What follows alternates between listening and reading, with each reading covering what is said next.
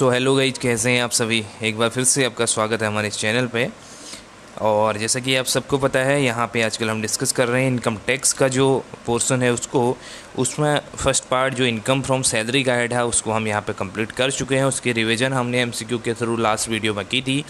अगर वो वीडियो आपने देखी नहीं है तो मैं लिंक यहाँ पर दे दे रहा हूँ, आप जाके वहाँ पर देख सकते हैं। और डायरेक्टली आप चैनल पे जाके एमसीक्यू की प्लेलिस्ट अलग से बनी है, उसमें भी आप जाएंगे तो उसमें ऑलमोस्ट आपको 20 जो एमसीक्यू की वीडियो हैं वो आपको मिल जाएंगी, जिसमें आपकी लगभग जो सिलेबस है उसकी यहाँ पे प्रिपरेशन हो पाएगी।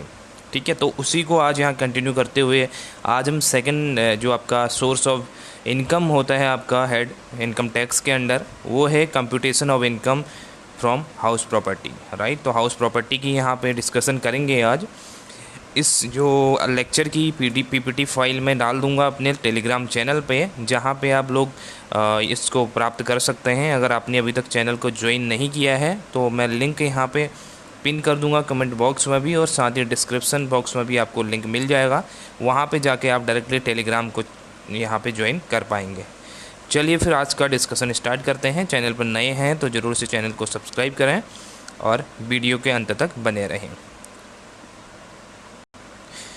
एमसीक्यू स्टार्ट करने से पहले थोड़ा देख लेते हैं जो हाउस प्रॉपर्टी का हमारा पोर्शन रहता है वो कैसे हमारी यहाँ पे कैलकुलेशन होती है। बेसिकली इसमें हम इनकम कैसे कैलकुलेट करते हैं उसको यहाँ पे चर्चा करेंगे, उसके बाद हम अपने क्वेश्चन को स्टार्ट करेंगे। राइट, सबसे पहले जो हाउस प्रॉपर्टी की बात की जाती है तो उसके अंदर हमें कैलकुलेट करनी होती है अपनी जीएबी, यानी कि ग्रॉस एनुअल वैल्यू को हमें यहाँ पर देखना होता है। डिफरेंट टाइप के यहाँ पे आपको रेंट दिए रहते हैं, जिसमें आपके एक्चुअल रेंट रहता है, आपके जो फेयर रेंट रहता है, म्युनिसिपल वैल्यूशन रहता है, साथ ही आपके जो स्टैंडर्ड रेंट है। इस तरह के आपके 4 से 5 रेंट आपको दिए जाते हैं और उसमें आपको सेलेक्ट करना होता है उसको कैलकुलेशन। एक देखेंगे कैसे कैलकुलेशन होती है उसकी, अभी मैंने क्वेश्चन भी वो डाला हुआ है तो आप समझ जाएंगे उसको।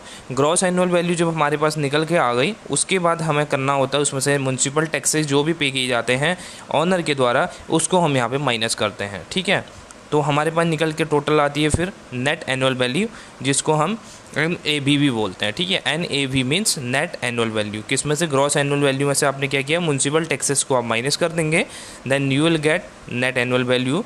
उसके बाद अंडर सेक्शन 24 के अंदर यहाँ पे 2 टाइप की डिडक्शन हमें मिल जाती है। एक तो डिडक्शन मिलती है standard deduction at the rate of 30%। ठीक है, 30% के हिसाब से एक स्टैंडर्ड डिडक्शन हमें मिल जाती है, और दूसरा मिलता है हमें deduction interest paid on borrowed loan, यानी कि किसी भी प्रकार का आपने हाउस प्रॉपर्टी के लिए लोन लिया है तो वहाँ पे आपको इंटरेस्ट का जो पेमेंट है उस पे आपको कुछ यहाँ पे छूट मिल जाती है। वो 2 टाइप से निकलता है आपका, एक प्री कंस्ट्रक्शन पीरियड का होता है, एक पोस्ट कंस्ट्रक्शन पीरियड का रहता है। ठीक है, तो उसकी अलग अलग यहाँ पे कैलकुलेशंस होती है, कुछ क्वेश्चन उसके देखेंगे और इस तरह से आपके निकल के आती है income from house property. Right, ये आपका बेसिक सा स्ट्रक्चर होता है इनकम फ्रॉम हाउस प्रॉपर्टी को कैलकुलेट करने का। चलिए अब आज के जो क्वेश्चन हैं उनको स्टार्ट करते हैं। पहला क्वेश्चन है the basis of the charge under the head income from house property under income tax act 1961। यहाँ पे बोला गया है कि जो आपका इनकम टैक्स एक्ट 1961 उसके अंदर जो इनकम फ्रॉम हाउस प्रॉपर्टी है वो किस बेसिस पे यहाँ पे कैलकुलेट की जाती है। तो किस बेसिस पे आप पे टैक्स का चार्ज लगाया जाता है, rent receive, gross annual value या नन ऑफ दी अबव। जैसा कि हमने थोड़ी देर पहले डिस्कस किया था तो इसका राइट आंसर आपका हो जाएगा आपका एनुअल वैल्यू। ठीक है, क्योंकि जीएबी निकलता है, जीएबी निकलने के बाद हम उसमें से म्युनिसिपल टैक्सेस को माइनस करते हैं, देन हमें जो अमाउंट मिलती है वो हमारी जो होती है एनुअल वैल्यू हमारी होती है। ठीक है, नेक्स्ट क्वेश्चन है annual value is defined under section. अब यहाँ पे एनुअल वैल्यू को कौन से सेक्शन में यहाँ पे डिफाइन किया गया है, तो उसका सेक्शन है हमारा 23 क्लॉज 1। ठीक है, इस सेक्शन के अंदर हमारी जो एनुअल वैल्यू की डेफिनेशन है उसको यहाँ पे दी गई है। जो नेक्स्ट क्वेश्चन है the income from house property is taxable on individual even if property is not registered in his name. यहाँ पे कुछ कंडीशंस दी गई हैं और आपसे पूछा है कि वो कौन सी कंडीशन है जिसमें इनकम टैक्स जो प्रॉपर्टी है उस प्रॉपर्टी अगर वो ऑनर के नाम रजिस्टर ना भी है तब भी आपको क्या करना पड़ेगा, इनकम यहाँ पे आपके टैक्सेबल होगी। किस केस में आपके टैक्सेबल होने वाली इनकम? पहला, when the property has been transferred to spouse for inadequate consideration. Second है where the individual holds an importable estate. Third है where the property is transfer to a minor child for inadequate consideration. तो यहाँ पे देखिए ये तीनों ही ऐसे reason हैं जिसमें आप अगर उसके मालिक भी नहीं है, अगर आप प्रॉपर्टी आपने ओन भी नहीं करी है, लेकिन आपके आपके हैंड में वो प्रॉपर्टी है, तो उन तीनों केसेस में आप क्या होंगे, लाइबल होंगे टैक्स के पेमेंट करने के लिए। तो इसका आंसर हो जाएगा हमारा option number D, all of the above, right. तो नेक्स्ट क्वेश्चन है, mister A owns a house property. He lent it to Mr. B at 20,000 per month. Mr. B sublet it to Mr. C on monthly rent of 30,000 per month. Rental income of A is taxable under the head. यहाँ पे पूछा गया है, यहाँ पे बोला गया है, एक बात की गई है यहाँ पे लेंटिंग करने की और दूसरी की है सब लेटिंग की, ठीक है।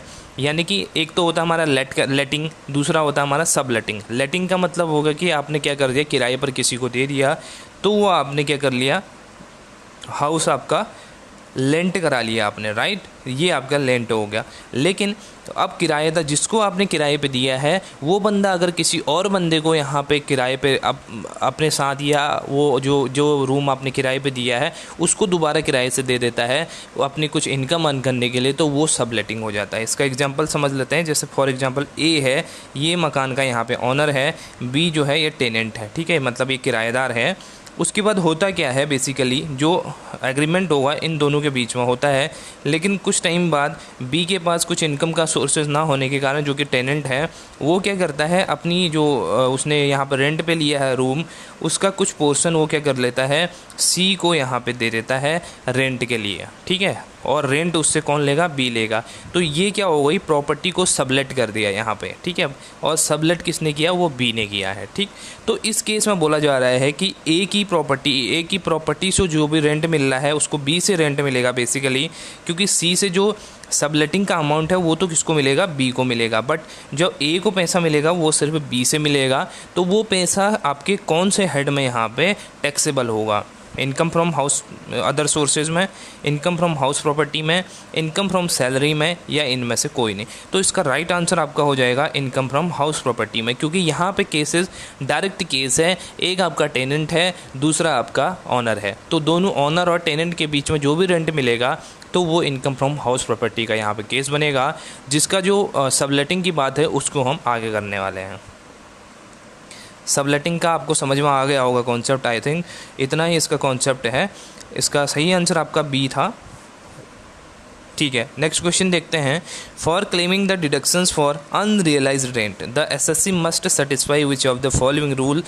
यहाँ पे बोला है कि आपको जो अनरियलाइज्ड रेंट यहाँ पे मिलेगा, तो उसके लिए उसकी डिडक्शंस लेने के लिए, उसका क्लेम लेने के लिए आप कौन से सेक्शन के अंडर आपको सेटिस्फाई होना ज़रूरी है, यानी कि कौन सी सेक्शन की कंडीशंस आपको सेटिस्फाई यहाँ पे करनी पड़ेगी इस क्लेम को लेने के लिए। तो आपका ऑप्शन नंबर 1 है रूल 4A, सेकंड है रूल 4, थर्ड है सेक्शन 4A और डी है नन ऑफ दी अबव। तो इसका ऑप्शन नंबर बी आपका राइट ऑप्शन हो जाता है। सेक्शन 4 के अंदर आपको यहाँ पे वो रूल्स गिवन हैं जिनको आपको सेटिस्फाई करना, मतलब जो आपकी कंडीशन सेटिस्फाई होनी चाहिए, तभी आप उसके जो डिडक्शंस हैं उसकी क्लेमिंग यहाँ पे कर पाएंगे, राइट। नेक्स्ट क्वेश्चन देख लेते हैं। The tax paid by the tenant is, tenant के द्वारा जो टैक्स पेड किया जाता है वो कहाँ, उसका जो ट्रीटमेंट होता है वो कैसे होता है। टैक्स बेसिकली यहाँ पे म्यूनसिपल टैक्सेस की बात की जा रही है, तो वो टैक्स का यहाँ पे क्या ट्रीटमेंट होगा, added to rent receipt, no adjustment, added to annual value, या ऑल ऑफ दी अबव, ठीक है। तो यहाँ पे जब भी आपका जो टेनेंट है वो अगर यहाँ पे म्यूनसिपल टैक्सेस का पेमेंट करता है तो उसकी यहाँ पे कोई भी एडजस्टमेंट नहीं की जाएगी, वो टैक्स कंसिडर नहीं किया जाएगा, तो इसकी कोई भी एडजस्टमेंट यहाँ पे नहीं होती है, राइट। चलिए नेक्स्ट क्वेश्चन देख लेते हैं। What percentage allowed at deductions from annual value. जब हमने एनुअल जीएबी निकाला, जीएबी में से हमने क्या किया था, म्यूनसिपल टैक्सेस को माइनस करने के बाद हमें मिला था एनुअल वैल्यू की अमाउंट, और उस एनुअल वैल्यू में से हमने डिडक्शंस दो तरह की माइनस की थी। एक हमने डिडक्शन की थी इंटरेस्ट ऑन लोन, और दूसरी हमने क्या की थी, 30% जो स्टैंडर्ड डिडक्शंस मिलती है उसको हमको माइनस करनी होती है। तो इसकी जो लिमिट है वो कितनी है आपकी, 30%। तो आपका राइट है option number C, which is 30%, right. Next question देख लेते हैं। Which purpose are deductible from annual value for interest on loan taken. यहाँ पे बोला है कि किस पर्पज़ के लिए आप लोन जो आपने लिया है वो आपका किस पर्पज़ के लिए डिडक्टेबल होगा जब इंटरेस्ट के टर्म्स में बात कर रहे हैं, राइट।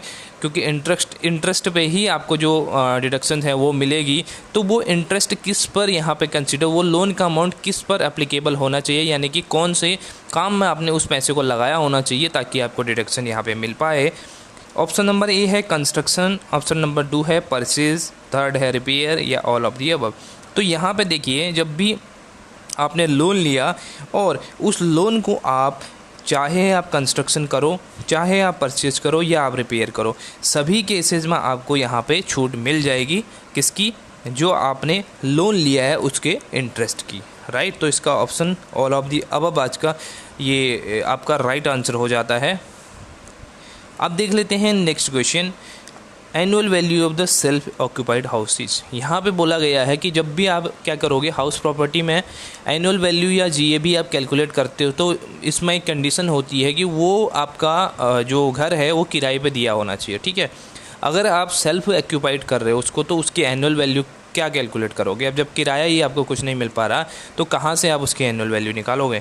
तो इस केस में जो आपकी एनुअल वैल्यू है वो नील हो जाएगी, क्योंकि आपने सबलेट यहाँ पे किया ही, जो आपने लेट किया ही नहीं है, तो आपकी जो कोई भी यहाँ पे अमाउंट आपको नहीं मिलेगी, तो आपका अमाउंट नील हो जाएगा, राइट। चलिए नेक्स्ट क्वेश्चन देखते हैं, foreign house properties income is taxable in the case of. यहाँ पे बोला है कि जो फॉरेन की हाउस प्रॉपर्टी है उसकी जो इनकम, उससे जो इनकम होगी वो इंडिया में यहाँ पे टैक्सेबल होगी। किसके केस में होगी? यहाँ पे अलग अलग हमारे जो रेजिडेंशियल के स्टेटस होते हैं वो होते हैं, जैसे आपका ऑर्डिनरी रेजिडेंट होता है, नॉट ऑर्डिनरी रेजिडेंट होता है या नॉन रेजिडेंट यहाँ पे होता है। तो आपसे पूछा है कि इन तीनों में से कौन सी ऐसी रेजिडेंस की कंडीशन है जिसमें आपकी फॉरेन जो हाउस प्रॉपर्टी है वो इंडिया में यहाँ पे टैक्सेबल होगी? तो इसका राइट आंसर आपका होता है ऑर्डिनरी रेजिडेंट्स के केस में, ठीक है। ऑर्डिनरी रेजिडेंट्स के केस में आपकी जो फॉरेन प्रॉपर्टी है उसको भी यहाँ पे टैक्सेबल किया जाएगा इंडिया में, ठीक है। चलिए नेक्स्ट क्वेश्चन देखते हैं, which of the following is deductible from the annual value of the house property. जैसा कि हमने थोड़ी देर पहले भी बात किया था, फॉर्मेट में भी बात की थी कि हमारी जो हमने एनुअल वैल्यू हमने कैलकुलेट करी, GAB basically gross annual value calculate करी, तो उसमें से हम क्या करते हैं, क्या डिडक्ट करते हैं कि हमारे पास एनुअल वैल्यू निकल के आएगी। फर्स्ट है municipal taxes paid by the owner during the previous year, municipal taxes paid by the owner for the previous year, municipal valuation taxes paid by the owner या none of the above. यहाँ पे देखिए दो option same आपको लग रहे हैं। एक में बोला है municipal valuation paid by the owner during previous year, एक में बोला है फॉर द प्रीवियस ईयर। तो आपका इसका जो आंसर हो जाएगा वो होगा ऑप्शन नंबर ए, जो कि है municipal taxes paid by the owner during previous year, क्योंकि जो आपने पे किया उसी पे तो आप डिडक्शन लोगे। दूसरा ऑप्शन देखो क्या है, municipal taxes paid by the owner for the previous year. For the previous year का क्या सेंस बनता है कि अभी आपने पे किया प्रीवियस ईयर का, ठीक है।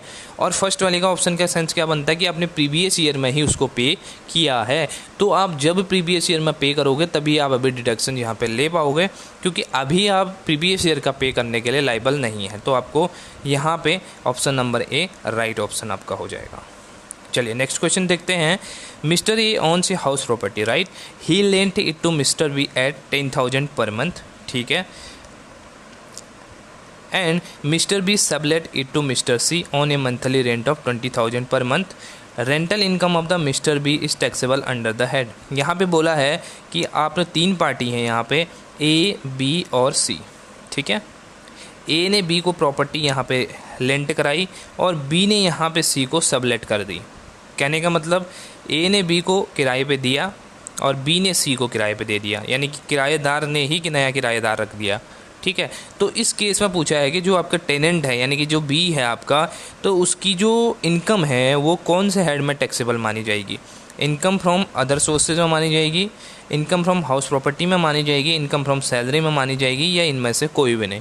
तो ध्यान रखना, जब भी यहाँ पे टेनेंट की बात आएगी, टेनेंट की सबलेटिंग की बात आएगी, तो उसकी हैंड में, ऑनर के हैंड की बात नहीं हो रही है, उसके खुद के हैंड में जो इनकम टैक्सेबल होगी वो होगी इनकम फ्रॉम अदर सोर्सेज से। राइट। तो इसका सही आंसर आपके पास क्या हो जाएगा, option number A, income from other sources. ठीक है, ऑनर की बात रहेगी तो ऑनर के पास जो सबलेटिंग का अमाउंट तो नहीं आएगा, बट जो टेनेंट से पैसा आ रहा है वो इनकम फ्रॉम हाउस प्रॉपर्टी में यहाँ पे टैक्सेबल होता है। चलिए नेक्स्ट क्वेश्चन की बात करते हैं। If the house remains vacant for the whole year then annual value will be. यहाँ पे बोला है कि पूरे साल यहाँ पे आपका घर खाली है तो आपकी एनुअल वैल्यू क्या होगी।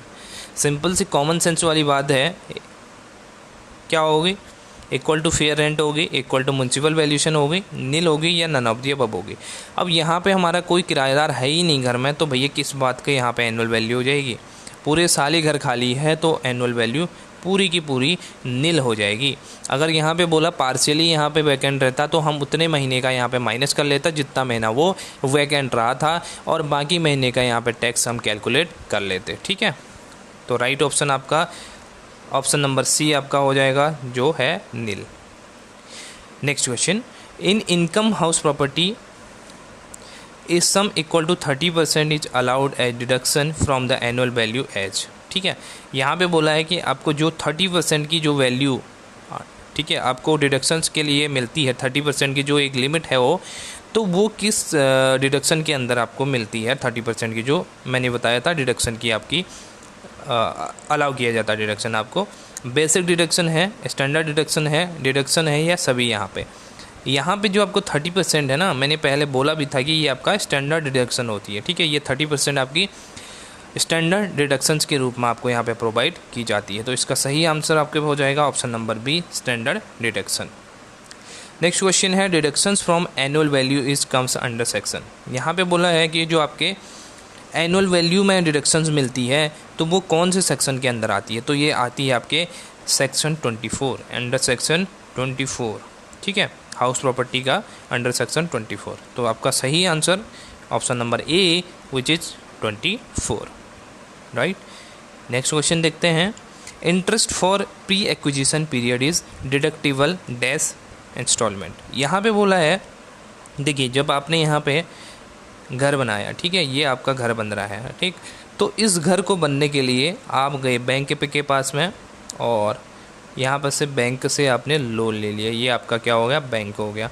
बैंक से आपने लोन लिया घर बनाने के लिए। तो इस केस में आपके पास दो कंडीशन होती हैं, एक तो होती है प्री एक्विजिशन पीरियड की और एक होती है आपके पास पोस्ट एक्विजिशन पीरियड की।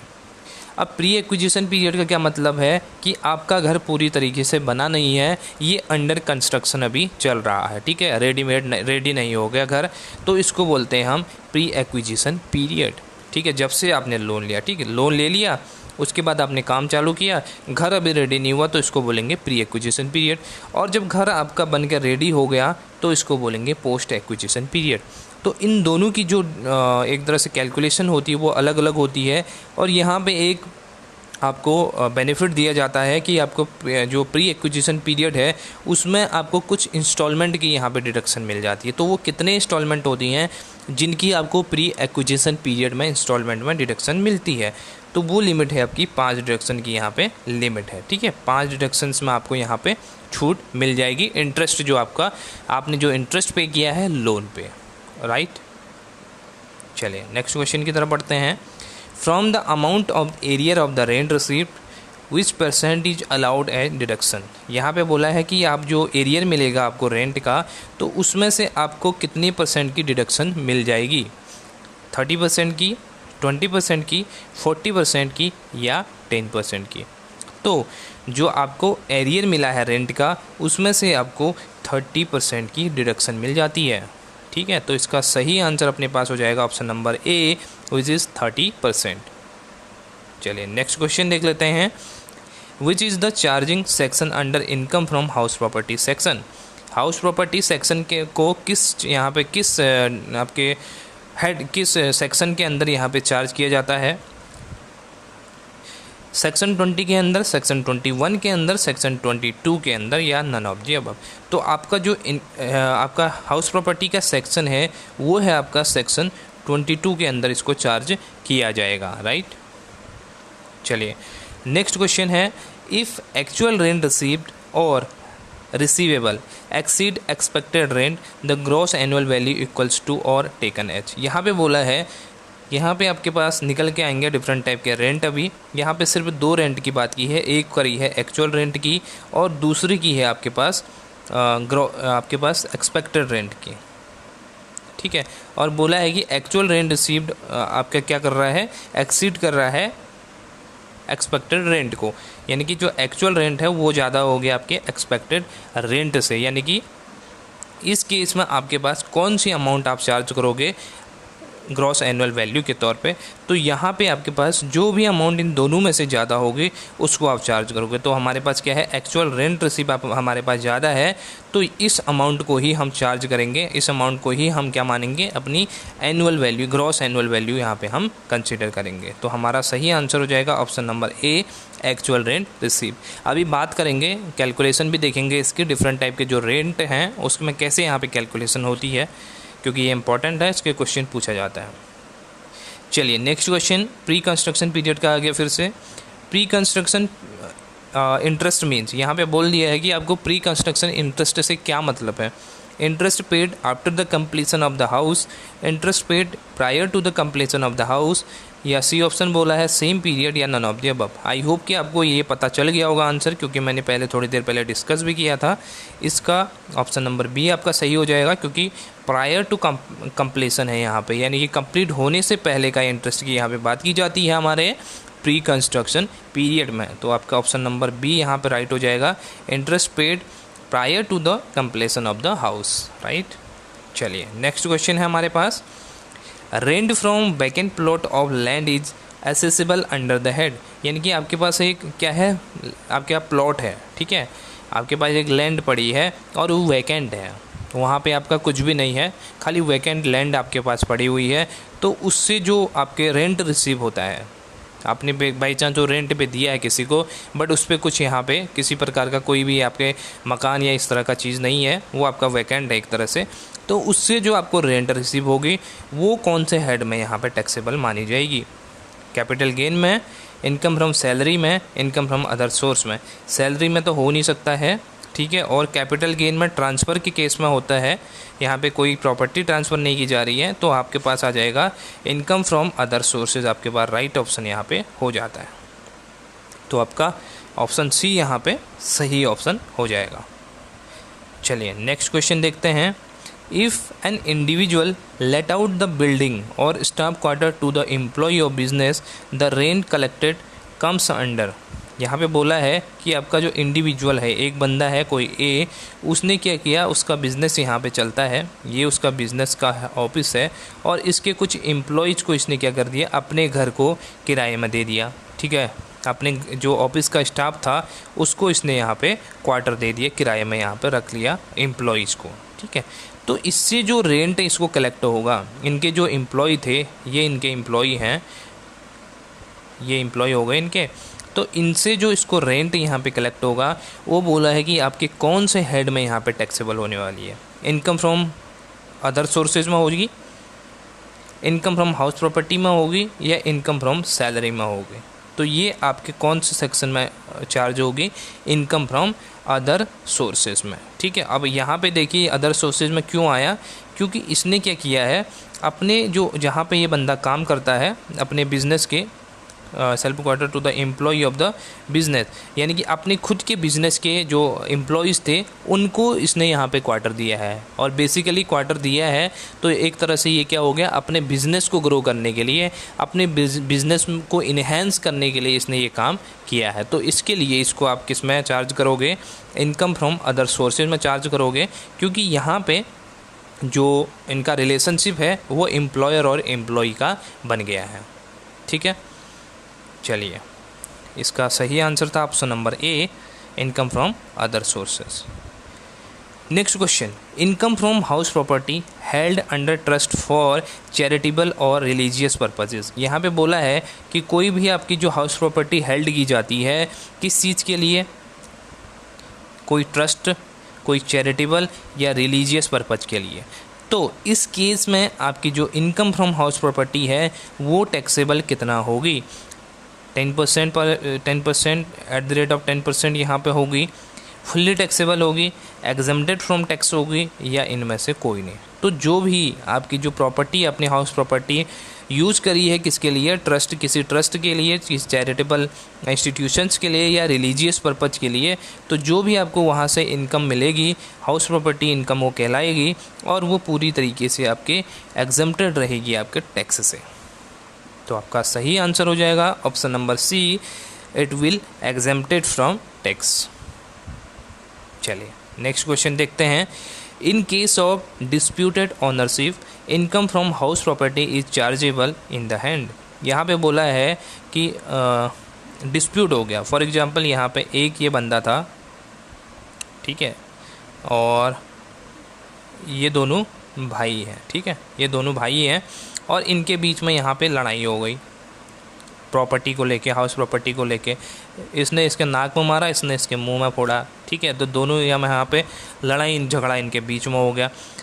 अब उसके बाद इन्होंने किराए पे यहाँ पे एक बंदे को रखा है। अब वो टेढ़ी नज़र से देख रहा है कि क्या मैं किराया किसको दूँ, ठीक है। ये इनको देख रहा है कि मैं किराया किसको दूँ। अब बेसिकली एज ऑलवेज वो किराया देता था ए को, ये बी हो गया बाई चांस, तो ए को ही किराया देता था। तो इस केस में पूछा गया, क्योंकि यहाँ पे ये प्रॉपर्टी के ऑनर यहाँ पे दोनों हैं, ठीक है, यहाँ पे डिस्प्यूट हो गया दोनों के बीच में एक तरह से, और प्रॉपर्टी के ऑनर एक तरह से दोनों कहलाएंगे अभी। लेकिन पूछा है कि जो रेंट रिसीव किया, रेंट तो बेसिकली ए को दिया, बट यहाँ पे पूछा है कि जो आपका ये रेंट मिला, हाउस प्रॉपर्टी से रेंट मिला, तो वो किसके हैंड में यहाँ पे चार्जेबल होगा, यानी कि ए को चार्ज पड़ेगा इसका या बी को चार्ज पड़ेगा। तो फर्स्ट है रेसिपेंट ऑफ इनकम, जो हमारे केस में ए है, या मेन ऑनर आपका जो बी है, ठीक है, ए बी है बी है, यहाँ पे डिस्प्यूट हो गया दोनों में। और सी है ऑल ऑनर्स, यानी कि ए को भी और बी को भी, या कोई भी नहीं इनमें से। तो इस केस में हमारे पास क्या होगा, जिसको भी वो रेंट रिसीव हो रहा है उसके हैंड में वो यहाँ पे चार्जेबल हो जाएगी। तो आपका ऑप्शन नंबर ए इसमें राइट हो जाएगा, यानी कि ए के हैंड में ही ये चार्ज होगी in under the head of income from house property. तो आपका ऑप्शन नंबर ए यहाँ पे सही हो जाएगा। रिसिपिएंट ऑफ द इनकम जो भी होगा उसके हैंड में ये चार्ज की जाएगी, राइट। चलिए नेक्स्ट क्वेश्चन है, in the case of rental house property the municipal tax is deducted which is. यहाँ पे बोला है आपके जो रेंटल हाउस प्रॉपर्टी होती है उसमें म्युनिसिपल टैक्स किसके द्वारा पेड किया जाए कि वो डिडक्टिबल हो, यानी कि जो पे उसको कौन करे ताकि आपको वहाँ पे डिडक्शन मिल पाए। पहला है पेड बाय ऑनर, दूसरा है पेड बाय टेनेंट, तीसरा है एक्चुअल अमाउंट पेएबल, या नन ऑफ दी अबव। तो किस अमाउंट की आपको यहाँ पे डिडक्शन मिलेगी, तो ये आपका सही आंसर हो जाएगा पेड बाय ऑनर। कभी भी याद रखना, जब भी आपका टेनेंट यहाँ पे म्युनिसिपल टैक्सेस का पेमेंट करेगा तो आपको उसकी डिडक्शन यहाँ पे नहीं मिलेगी, उसको हम यहाँ पे जीएबी में से माइनस नहीं करेंगे, क्योंकि वो आपके किराएदार के द्वारा पेमेंट किया गया है। तो उसको रियल ऑनर को आपको पेमेंट करना पड़ेगा municipal tax in order to get exemption, ठीक है। तो आपका आंसर हो जाएगा option number A, paid by owner. चलिए नेक्स्ट क्वेश्चन है अपने पास, income from house property is exempted from, यानी कि आपकी इनकम फ्रॉम हाउस प्रॉपर्टी किस केस में एग्जम्प्ट रहती है, यानी कि ये टैक्सेबल नहीं होती है। पहला है ट्रेड यूनियन के केस में, लोकल अथॉरिटी के केस में, म्युनिसिपल पार्टी के केस में, या ऑल ऑफ दी अबव। देखिए यहाँ पे जो ये तीनों पार्टी हैं, ट्रेड यूनियन है, लोकल अथॉरिटी है और पॉलिटिकल पार्टी है, इन तीनों के केस में आपकी जो इनकम होती है हाउस प्रॉपर्टी से वो पूरी तरीके से एग्जम्प्टेड रहती है। तो आपका ऑप्शन हो जाएगा ऑप्शन नंबर डी, जो कि आपका है all of the above, right. चलिए नेक्स्ट क्वेश्चन है हमारे पास, interest on loan for self occupied house taken before 1 April 1999 will allowed up to. यहाँ पे बोला है इंटरेस्ट ऑन लोन जो आपने लिया, जो आपका घर क्या है सेल्फ ऑक्यूपाइड है, और उसके लिए आपने यहाँ पे लोन लिया। कब लिया लोन आपने, 1 अप्रैल 1999 से पहले आपने लिया है। तो कितने लिमिट तक की आपको यहाँ पे छूट मिलेगी, कितने डिडक्शंस आपको यहाँ पे अलाउबल रहेगा, 30,000 की, 40,000 की, 50,000 की, या इनमें से कोई भी नहीं। तो इसकी लिमिट है ₹30,000, जो कि आपको डेट होनी चाहिए 1 अप्रैल 1999 से पहले की, ठीक है। तो ये आपकी लिमिट कितनी है, ₹30,000, विच इज ऑप्शन नंबर ए। चलिए नेक्स्ट क्वेश्चन है, annual value of the property is, आपकी जो एनुअल वैल्यू होती है प्रॉपर्टी की वो क्या होती है, inherent capacity of the property to earn income होती है, amount for which the property might be reasonable expected to be let out होती है, या ए और बी होती है, या ए और बी दोनों में से कोई भी नहीं होती। तो एनुअल वैल्यू आपकी क्या होती है, देखिए यहाँ पे होता है option number A and B दोनों, क्योंकि जो आपकी इनहेरेंट कैपेसिटी है प्रॉपर्टी से आप कोई भी पैसा अर्न कर रहे हो अपने, तो वो आपके एनुअल वैल्यू में चार्ज होगी। Amount for which the property might be reasonable expected to be let out, ठीक है, तो वो अमाउंट आपका जो एक्सपेक्टेड आप एक्सपेक्ट करोगे लेट आउट के लिए, तो वो एक तरह से आपके एनुअल वैल्यू हो जाएगी। तो इसका आपका आंसर हो जाएगा ए एंड बी बोथ। चलिए नेक्स्ट क्वेश्चन है, the annual value can be negative only when dash is more than the, यहाँ पे बोला है कि आपकी एनुअल वैल्यू आपकी कब नेगेटिव हो सकती है, ठीक है। एनुअल वैल्यू कैसे निकालते हैं, इसका सही आंसर आपके पास हो जाता है म्युनिसिपल टैक्स, जब आपके क्या हो जाएंगे, ज़्यादा हो जाएंगे ग्रॉस एनुअल वैल्यू से। अब देखते हैं कैसे होंगे, हम कैसे निकालते हैं। सबसे पहले हम क्या करते हैं, अपनी GAB निकालते हैं, राइट। GAB हमने निकाल दी, बाई चांस अपने पास GAB निकल के आई 10,000 रुपीज़ की, ठीक है। और इस केस में म्युनिसिपल टैक्स हम पेड कर रहे हैं 5,000 के, ठीक। तो हमारे पास क्या आ गई, GB, यानी कि आपके पास क्या आ गई, नेट एनुअल वैल्यू आपके पास निकल गई, NAV आपके पास आ गई, कितनी आई, 4,000 की आ गई, क्योंकि ये आपका 6,000 मान लेते हैं, तो ये आपका 4,000 आ गया। तो इस केस में तो क्या हो रहा है, देखो आपके पास क्या है, म्युनिसिपल टैक्स आपका कम है, GAB आपका उससे ज़्यादा है, तो इस केस में तो आपके पास पॉजिटिव रिजल्ट आ रहा है। बट क्वेश्चन में हमसे उल्टा पूछा है, इसी क्वेश्चन को हम चेंज करेंगे और करेंगे GAB को कम। अब हम करते हैं GAB को 8,000, और हमारी जो म्युनिसिपल टैक्स हम पे कर रहे हैं वो बाई चांस हम कर रहे हैं 10,000 का, राइट।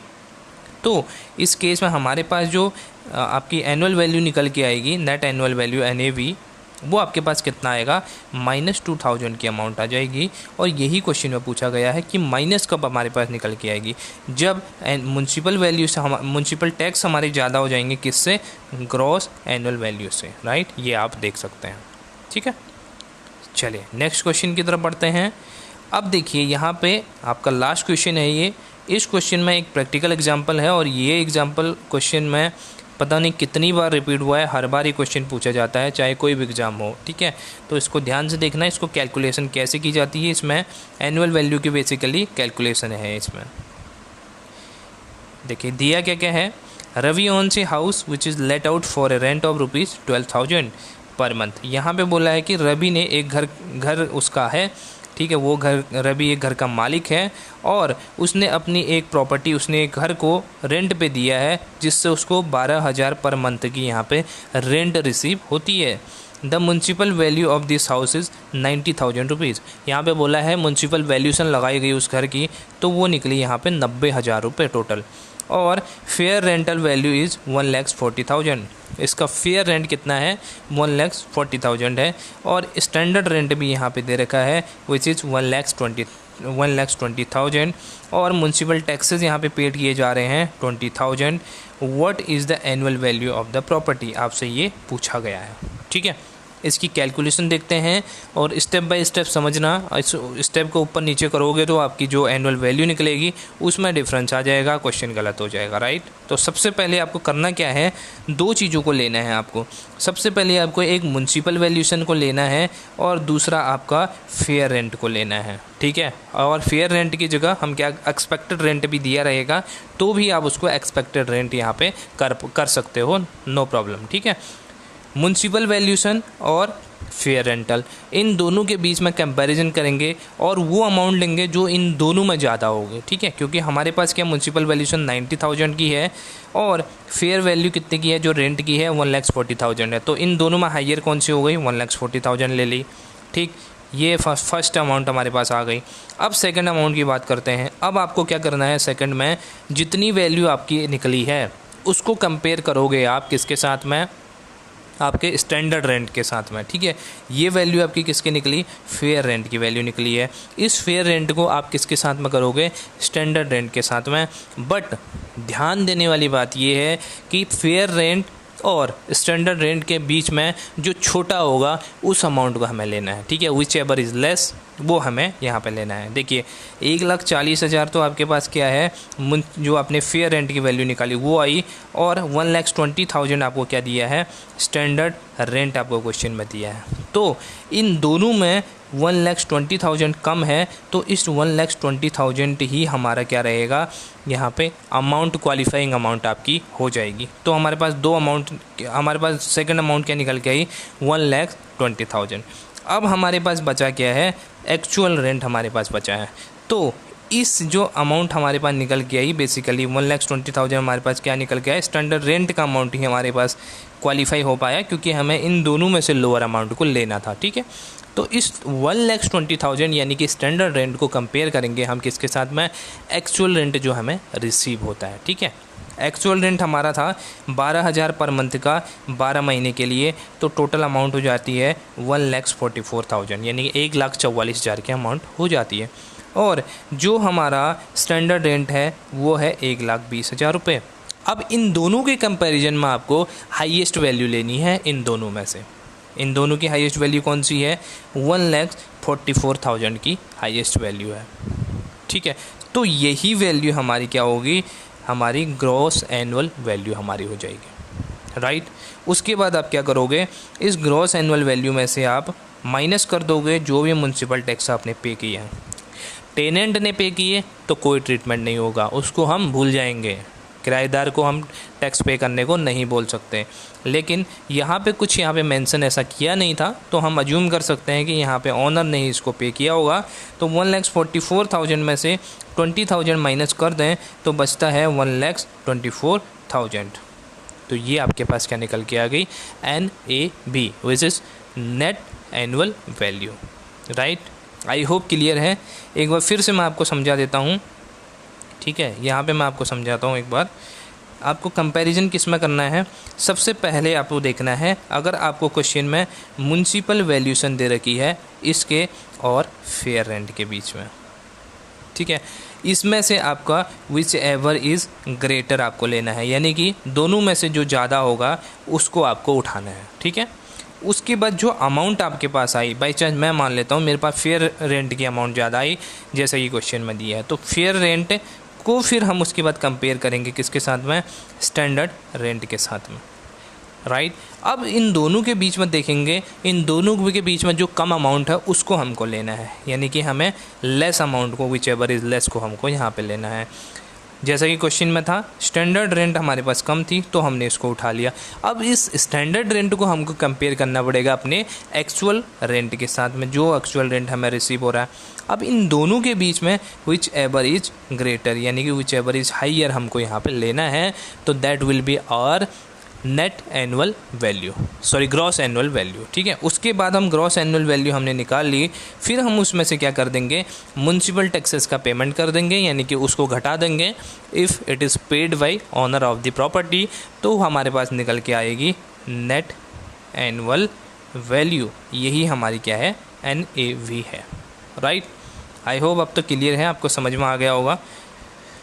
सो गाइज, ये थे हमारे कुछ क्वेश्चंस आज के, जो हाउस प्रॉपर्टी के क्वेश्चन, और सारे यहाँ पे हर एस्पेक्ट को हमने यहाँ पे करने की कोशिश की है, और मैं समझता हूँ आपका रिवीजन अच्छे से हो पाया होगा, कुछ नई चीज़ें आपने यहाँ पे सीखी होंगी, और एग्ज़ाम के ओरिएंटेशन से ये जो क्वेश्चंस थे मोस्ट इम्पॉर्टेंट हैं, तो आप इसको अच्छे से कीजिए। और अगर चैनल पर नए हैं तो चैनल को ज़रूर सब्सक्राइब कीजिए। वीडियो पसंद आती है तो लाइक करने में आप लोग बड़ी कंजूसी कर रहे हैं, बहुत गलत बात है। एक लाइक करने से कुछ नहीं जाता है, तो गाइस लाइक करें, शेयर करें, और हो सके तो चैनल को नए हैं चैनल पे तो सब्सक्राइब कर लें। Thank you so much for watching, take care, bye bye.